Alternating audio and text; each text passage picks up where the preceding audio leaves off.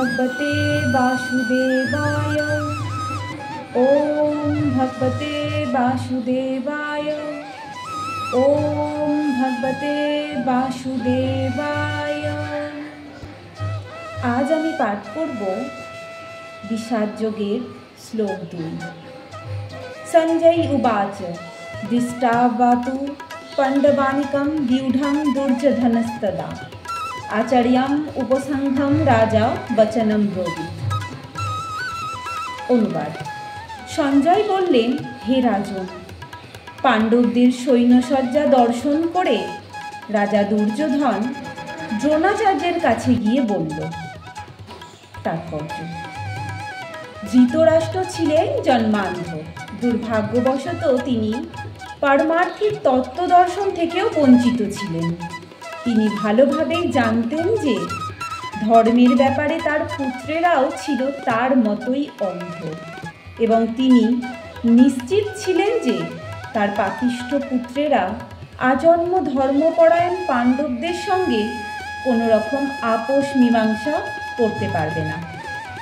তাই তিনি সেই ধর্মক্ষেত্রের প্রভাব সম্বন্ধে সংশয়গ্রস্ত ছিলেন। যুদ্ধক্ষেত্রের পরিস্থিতি সম্বন্ধে ধৃতরাষ্ট্রের এই প্রশ্ন করবার অভিপ্রায়টি সঞ্জয় বুঝতে পেরেছিলেন।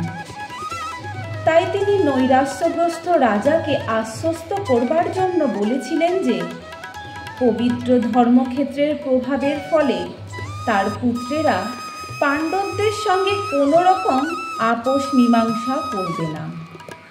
সঞ্জয় তাই রাজাকে অবহিত করলেন যে তার পুত্র দুর্যোধন পাণ্ডবদের সৈন্যসজ্জা দর্শন করে তৎক্ষণাৎ সেনাপতি দ্রোণাচার্যের কাছে উপস্থিত হল প্রকৃত অবস্থা সম্বন্ধে জানানোর জন্য। দুর্যোধনকে যদিও রাজা বলা হয়েছে, তবুও সেই সংকটময় অবস্থায় তাকে তার সেনাপতির কাছে যেতে হয়েছিল। তাই একজন রাজনীতিবিদ হিসেবে সে যথেষ্টই পারদর্শী ছিল।